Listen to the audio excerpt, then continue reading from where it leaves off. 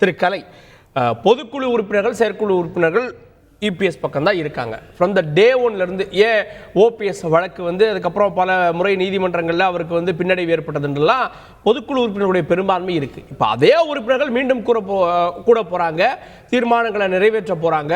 இன்னும் சொல்லணும்னா ஒற்றை தலைமையான பிறகு அவருக்கான வரவேற்பு தடபுடலாக இருக்கும். இதை தாண்டி இந்த பொதுக்குழுடைய முக்கியத்துவம் என்ன சாதிச்சிட போது தேர்தல் வருடம்? இல்லைங்க, பொதுக்குழு 6 மாதத்துக்கு ஒரு தடவை கூட்டணுங்கிறது விதி, சம்பிரதாயம், தேர்தல் ஆணையத்தினுடைய விதி. அதை மீற முடியாது. அதனால் கூட்டித்தான் ஆகணும். 6 மாதத்துக்கு ஒரு தடவை கூட்டித்தான் ஆகணும். அது அந்த ஒரு கடமை இருக்குது. அந்த பொறுப்போடு தான் அது கூட்டப்பட்டிருக்குது. இந்த பாஜக உறவை முறித்த பிறகு கூடக்கூடிய முதல் பொதுக்குழு. நிச்சயமாக அது பற்றி ஒரு அங்கீகாரத்தை பொதுக்குழுவில் அப்ரூவல் வாங்கணும். ஏன்னா ஒரு பொதுக்குழுவுக்கும் இன்னொரு பொதுக்குழுவுக்கும் இடையே முடிவுகளை செயற்குழு எல்லாம் மாவட்ட செயலாளர்கள், பொதுச் செயலாளர் இவங்களாம் தனிப்பட்ட முறையில் எடுக்கலாம். ஆனால் அதே அடுத்த பொதுக்குழு வரும்போது அதில் அப்ரூவல் வாங்கணும். அது ஒரு இப்போ ஓபிஎஸ் என்ன சொல்கிறாரு, அந்த இது பாஜக கூட்டணி முறித்தது தவறு, அதனால் தேர்தலை வெல்ல முடியாது, பாஜக கூட்டணி இல்லாமல் தேர்தலை ஜெயிக்க முடியாதுன்னு சொல்கிறாரு. அப்போ அந்த பொதுக்குழு இப்போ அதுக்கு அங்கீகாரம் கொடுத்துட்டா, பாஜக கூட்டணி முறித்தது சரி என்று அங்கீகாரம் கொடுத்துட்டா என்ன ஆகும்? மெஜாரிட்டி அது பொதுக்குழுவோடு தாங்க பயணம் பண்ணுறேன். நான்லாம் அதிமுகவுடைய பொதுக்குழுவோடு தான் பயணம் பண்ணுறேன். அதிமுக பிளவுபட்ட போது அதிமுகவை கபலீகரம் செய்வதற்கு பாஜக போன்ற கட்சிகள் தீவிரமாக முயற்சி செய்தன. இந்த பிளவை நிரந்தரமாக்கி அதன் மூலம் அதில் குளிர் காய்வதற்கு திமுக பெரிய அளவுக்கு முயற்சி செய்தது. இந்த இரு கட்சிகளின் நோக்கங்களையும் ஒரே மாதிரியான நோக்கம்தான். அதை முறியெடுத்தது யாருன்னா, நான் இபிஎஸ் சொல்ல மாட்டேன், ஓபிஎஸ் சொல்ல மாட்டேன், முறியெடுத்தது பொதுக்குழு. அதிமுகவுடைய சர்வ வல்லமை படைத்த பொதுக்குழு அதுதான் முறியடிச்சிச்சு. அது ஓபிஎஸ் மேலே அதுக்கு நம்பிக்கை வரல. இரட்டை தலைமையை அவர்கள் ஆதரித்த போது நானும் ஆதரித்தேன். நான் பொதுக்குழுவோடு தான் பயணம் பண்ணிக்கிட்டே இருக்கிறேன். இரட்டை தலைமையை அவங்க ஆதரித்த போது நானும் ஆதரித்தேன். அவங்க ஒற்றை தலைமையை தான் வேணும், இரட்டை தலைமை சரி தேவையில்லை என்ற முடிவெடுக்கும்போது அவங்களோட நான் அதை ஆதரித்து நான் பயணித்தேன். இதில் ஓபிஎஸ்னுடைய ரோல் என்பதுன்னா, அந்த பொதுக்குழு எடுத்த முடிவோடு தான் அவரும் போயாகணும். அவராக எந்த முடிவு எடுத்து விட முடியாது. அதனால பொதுக்குழு ஜெயலலிதா ஒற்றை தலைமை வேணும்னது சரி, அன்று ஆதரித்தீர்கள், இன்று அதை தான் விரும்புகிறது, இன்றும் ஆதரிக்கிறீர்கள். பொதுக்குழு மட்டும்தான் அங்க இருக்கு, தொண்டர்கள் இல்லைன்னு வாதங்களை வைக்கிறாங்கல்ல. இல்லை, அதுதான் உச்ச நீதிமன்ற தீர்ப்பில் ஒரு லைன் சொல்லியிருக்கிறாங்க. அதை நீங்கள் பார்க்கலன்னு நினைக்கிறேன். அந்த மாதிரி சொல்கிறவங்களும் குற்றம் சாட்டுறவங்களும் அதை பார்த்துருக்க மாட்டாங்க, கவனத்தில் எடுத்துக்கொண்டிருக்க மாட்டார்கள். உச்ச நீதிமன்றம் என்ன சொல்லுதுன்னா, பொதுக்குழு உறுப்பினர்கள், அதாவது அதிமுகவுடைய தொண்டர்கள் 2 பேரை தேர்வு செய்கிறாங்க. ஒன்று பொதுச் செயலாளர், அவங்க தான் தேர்வு செய்கிறாங்க. அடுத்து பொதுக்குழு உறுப்பினர்கள், அவங்க தான் தேர்வு செய்கிறாங்க. இன்றைக்கு இருக்கக்கூடிய பொதுக்குழு உறுப்பினர்கள் அவங்க தான் தேர்வு செஞ்சாங்க. பொதுக்குழு உறுப்பினர்கள் தான் கட்சி தொண்டர்களோடு நெருக்கமாக இருக்கக்கூடியவர்கள். அதனால் அவங்க தான் the represent the total cadres of ஏஐஏடிஎம்கேன்னு அந்த உச்ச நீதிமன்ற தீர்ப்பில் சொல்லப்பட்டிருக்கு. அவங்க தான் பிரதிநிதித்துவப்படுத்துகிறாங்க. தொண்டர்களை யார் பிரதிநிதித்துவப்படுத்துகிறாங்க? பொதுக்குழு உறுப்பினர்கள். அவங்களோட நெருக்கத்தில் இருக்கிறாங்க, ஒட்டி இருக்கிறாங்க. அவங்க தான் அவங்களுடைய அவங்களோட உணர்வுகளை கலந்துருக்கிறாங்க. அவங்களால தான் சரியான முடிவுகளை சொல்ல முடியும். அதனால தான் எம்ஜிஆர் அவர்கள் இருந்தபோது பொதுக்குழு தான் உச்சபட்ச அதிகாரம் கொண்ட அமைப்பு என்று தீர்மானிக்கப்பட்டது. அதை உச்ச நீதிமன்றம் அங்கீகரித்தது. பல நீதிமன்றங்களும் அங்கீகரிச்சிருக்கிறாங்க. நானும் அதை அங்கீகரிக்கிறேன். நான் அதிமுகவில் இணையாவிட்டாலும் அதிமுக என்ற ஒரு மாநில கட்சியை சிதைக்காமல், ஒரு அகில இந்திய கட்சி கபலீகரம் செய்து விடாமல் அந்த கட்சியை பாதுகாக்கிற தற்காலிக கடமையை நான் ஏற்றுக்கிட்டு இருக்கிறேன். அதான் நான் தொடர்ந்து அந்த பொதுக்குழுவோட அப்போ நான் என்ன நினச்சேன்னா, இந்த கட்சியை காப்பாற்றணும்னு நினைக்கும் போது அதனுடைய பொதுக்குழுவோட பயணம் செய்து அந்த கட்சியை காப்பாற்ற முடியும் நான் நினச்சேன். இப்போ பாஜக உறவை முறித்து கொண்டு சரின்னு பொதுக்குழு ஏற்றுக்கொள்ளவில்லைன்னா என்ன ஆகும்? பிரச்சனை வரும். அதே மாதிரி வரக்கூடிய நாடாளுமன்ற தேர்தலில் எப்படிப்பட்ட கூட்டணி நோக்கி அதிமுக நகர வேண்டும் என்ற அந்த பிரச்சனையும் இங்க கலந்து பேசப்படும் நான் நினைக்கிறேன். அதுல என்ன முடிவு எடுக்கிறாங்க நம்ம வெயிட் பண்ணி பார்ப்போம். திரு கண்ணன் அவர்கள்ட்ட பொதுக்குழு தேர்தலுக்கு முன்பு கூடுகிறப்போ அப்ப இருந்து ஒரு ஸ்டார்ட் ஆரம்பிப்பாங்க. முந்தைய தலைமைகளை பார்த்துருக்கோம். ஜெயலலிதா அவங்க வந்து பொதுக்குழுவுக்கு பின்பு சில கட்டளைகளை இட்ட பிறகு ஒரு பயணம் தொடங்குவாங்க. அங்கிருந்து வந்து தேர்தலுக்கான பணிகள் தொடங்கும். நம்ம பார்த்துருக்கோம் 2011 தேர்தல் எல்லாம் எப்படி இருந்தது அப்படின்னு. கட்சியில் பொதுக்குழு அதுவும் 4 மாதத்தில் தேர்தல்ன்றப்போ அது இன்னும் சொல்லணும்னா அவங்க வந்து பூத் கமிட்டியெல்லாம் போட்டுட்டோன்றாங்க. 2,44,00,000 உறுப்பினர்கள் சேர்த்துட்டோன்றாங்க. அப்போ ஒரு புதிய உத்வேகத்தை கொண்டு வந்திருக்குன்னு பார்க்கலையா? இது தனக்குத்தானே ஒரு தற்பெருமையை சூட்டிக் கொள்ற செயல் தான். 2,40,00,000 உறுப்பினர் அப்படின்னா கிட்டத்தட்ட தமிழகத்தினுடைய வாக்காளர்கள்ல பாதி பேரு. ஒரு உறுப்பினருக்கு 10 ரூபாய் உறுப்பினர் கார்டு கொடுக்கணும். 2,40,00,000 பேருக்கு 24 கோடி ரூபாய் இந்நேரம் அதிமுகவினுடைய வங்கி கணக்குல வந்து விழுந்திருக்கணும்.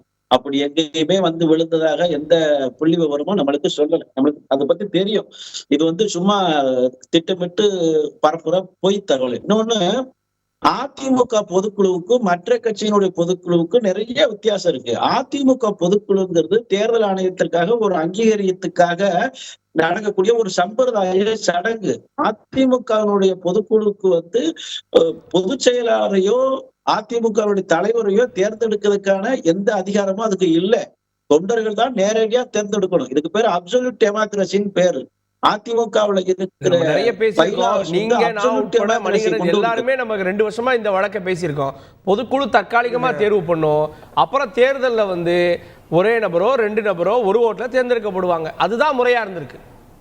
இல்ல இது எப்படி தீர்ப்பு வந்துச்சு, அதான் இது எப்படி தீர்ப்பு வந்துச்சு, என்னென்ன மாதிரி நிகழ்வு நடந்துச்சுங்கிறது ஊர் உலகத்துக்கு தெரியற மாதிரி உங்களுக்கும் எனக்குமே நன்றா தெரியும். இந்த இடைக்காலமா வந்த தீர்ப்புகள் எல்லாமே நிரந்தர தீர்ப்புகளா நாமள நம்பல. இதுக்கு நீதிமன்ற தீர்வுகள் நிறைய இருக்கு. அதை நோக்கி நம்ம பயணிக்கிறோம். அந்த பயணத்தை தொடர்ந்துகிட்டே இருக்கிறோம். ஆனால் இந்த பொதுக்குழுவார் அவர் எதை சாதித்து விடுவார்? பொதுக்குழுவுல உலக தலைவர்களே மிகப்பெரிய தலைவர் எடப்பாடி பழனிசாமின்னு சொல்லி வேணா தீர்மானம் போடலாம். ஆனா அதிமுக கட்சியில இருக்கிற தொண்டர்கள் மனங்களையே அவர் வென்றெடுக்கல. அப்புறமா பொதுமக்கள் வந்து இவரை தலைவராகவே ஏற்றுக்கிடல. இவரு எந்த தேர்தலையும் வெற்றி பெறல. எப்படி தலைவர் எப்படி வெற்றி பெற முடியும்? இவர் எப்படி வந்து ஒரே முகத்தை வச்சு தேர்தலில் சாதனை செய்ய முடியும்? ஒரே சிறிய குறுக்கீடு மூடு வாங்கிக்கிறேன். திரு மணிகண்டன் 2,44,00,000 ஒரு பொய்க்கணக்கு அப்படின்றாரு கண்ணன். அதுக்கு பதில் சொல்லுங்க. கார்கே, இந்த வாழும் பரதன் வாழாத பரதன் விதி சதி மதி இந்த அந்து போன திருவிளையாடல் ஈசுமன் கலர் வசனத்தை கேட்டு கேட்டு காதுல ரத்தம் வருது. சரி, இப்போ ஒன்று ஆரம்பிச்சிருக்கிறார ஊமிக்கு தலைவர் பன்னீர்செல்வம், பேச்சுமுத்து பன்னீர்செல்வம் ஆரம்பிச்சிருக்கிறார. சேர்த்திருக்கிற 2.5 கோடி தொண்டர்கள் பொய்னா அம்மா காலத்திலேயே 1.5 கோடி தொண்டர்கள் இருந்தாங்க அப்படின்னு பொய் சொல்லணும் அப்படின்னு சொல்ல வர்றாரு அவரு. அம்மா காலத்தில் எப்படி உள்ளது உள்ளபடி சேர்த்தனமோ அதே மாதிரி 3ஆம் கட்ட தலைவர் எடப்பாடி பழனிசாமி காலத்தில் அது 2.5 கோடியா இன்னைக்கு உயர்ந்து இருக்குது.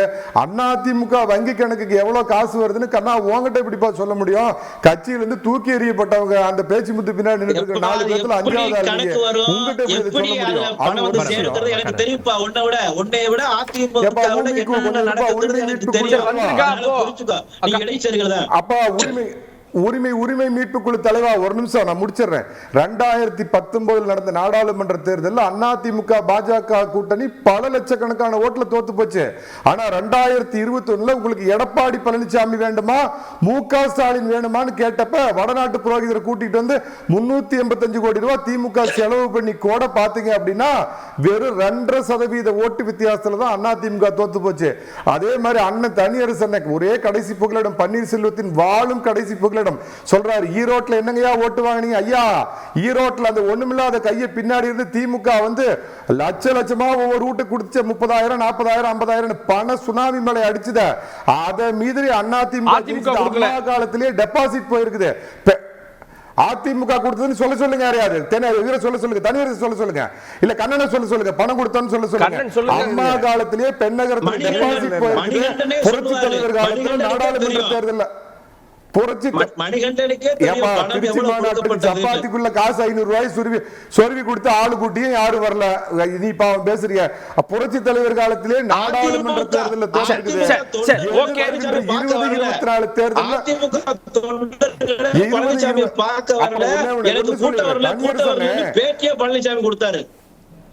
சரி, ஓகே, நிறைய கேள்விகள் இருக்குது. வர திரும்ப சப்பாத்திக்குள்ள இல்ல திருச்சியில சப்பாத்திக்குள்ள 200 ரூபாய் சுருட்டி கொடுத்து கூட வரல. நீங்க பாதிக்கு நடத்துற கூட்டம் நடக்கவே கூடாதுன்னு மலைக்கு கூட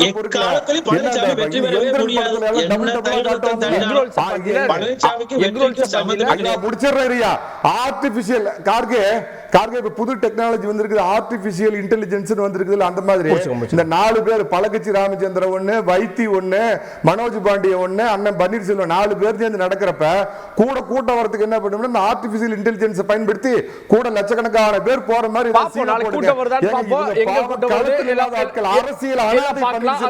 அவரை பத்தி பேசி தனியரசு அவர்கள்ட்ட தொண்டர்களுடைய எண்ணிக்கையை உயர்த்தி இருக்கிறார். அதை தாண்டி இன்னைக்கு வந்து கூட்டணி யார் வேணான்னு முடிவு பண்ண வேண்டிய இடத்திற்கு பாஜக வேணாம் அப்படின்னு உதரக்கூடிய இடத்திற்கு அதிமுக வந்திருக்குன்னா அது இபிஎஸ் உடைய தலைமைக்கு பிறகு தானே? இல்லையா, இப்போ பாரதிய ஜனதா கட்சியோடு அண்ணா திராவிட முன்னேற்ற கழகம் எடப்பாடியுடைய அதிமுக எதற்காக வெளியேறியதுங்கிறது இன்றைக்கி வரைக்கும் எடப்பாடி சொன்னாரா? ஆட்சி அதிகாரத்தை கைப்பற்றுவதற்கும் அண்ணா திராவிட முன்னேற்ற கழகத்தில் அதனுடைய நகமும் சதையுமாக இருந்து புரட்சி தலைவி அம்மா அவர்களுடைய நிழலாக இருந்தவர்களை எல்லாம் வெளியேற்றிவிட்டு 5வது 6வது இடத்தில் எங்கேயோ காணாமல் இருந்த ஒரு எடப்பாடியை அந்த பொறுப்புக்கு வருவதற்கு துணையாக இருந்தது பின்னணியில் பாஜக. மோடி அமித்ஷா ஐயாவுடைய ஆதரவு இல்லாமல் எடப்பாடி இவ்வளவு நாள் ஆட்சி அதிகாரத்தில் இருக்க முடியுமா? அதிமுகவை கைப்பற்றி இருக்க முடியுமா? ஆனால் அப்படிப்பட்ட பாஜகவுக்கும் துரோகத்தை செய்த எடப்பாடி, அது மட்டுமல்ல தொண்டர்களுக்கு தந்த அதிகாரத்தை, புரட்சி தலைவர் நிறுவனர் தொண்டர்களுக்கு தன்னுடைய தலைவனை தேர்ந்தெடுக்கிற அதிகாரத்தையும் பறித்து கொண்ட எடப்பாடி. அப்போ இப்படிப்பட்ட எல்லா விதிமுறைகளையும் எல்லா உரிமைகளையும் தன்னுடைய கட்சிக்காரர்களிடமிருந்தே பறித்து கொண்ட எடப்பாடி பாரதிய ஜனதா கட்சியோடு இந்த காரணத்திற்காக நான் உறவை துண்டித்து கொண்டு தேர்தல் உறவு கூட்டணி உறவு இல்லைன்னு இன்னைக்கு வரைக்கும் அந்த கட்சிக்கு பொதுச் செயலாளர் இருக்கிற எடப்பாடி சொல்றாரா? சொல்லிட்டாரு. இப்ப நான் எங்க மணிகண்டன் சொல்றாரு. இல்ல உங்களுக்கே தெரியும் காரணத்தை அண்ணாவை பற்றி பேசினார், அண்ணாமலை பேசினார், முன்னாள் முதலமைச்சர் ஜெயலலிதாவை பற்றி பேசினார். இதெல்லாம் நாங்க பொறுத்து பார்த்தோம், நாங்க விலகிட்டோம் அப்படின்ட்டாங்களே சார். அம்மாவை விமர்சித்தார். சரி, நான் ஒன்றும் தவறே சொல்லலை. சரி, இப்போ நீங்க அம்மாவை விமர்சித்து கேவலமா பேசினாரு, விமர்சித்தாரு. இதுக்கு மேல மானம் உள்ள யாரும் அவங்களோட கூட்டணி வைக்க மாட்டாங்க. ஒரு காலத்துல பாஜகவை ஆட்டோபஸ் பாஜக சொல்லுவீங்களே நீங்க தானே, அதுக்கு வேற வாயானே அப்ப சொன்னீங்க. இப்ப எதற்காக எடப்பாடி சொல்லுவாரான்னு என்னன்னு அப்படியே மாத்தி கேக்குறீங்க. தனியரசு